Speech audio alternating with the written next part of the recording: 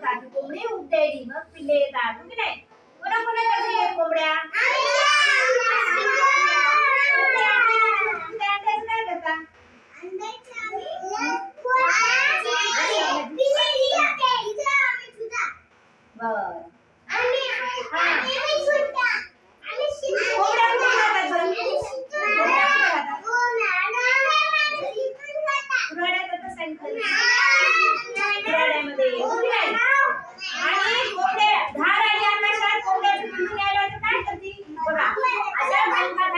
कोंबड्याच्या पिल्लाला आपलं पिल्लू देऊ नये म्हणून बघा ठीक आहे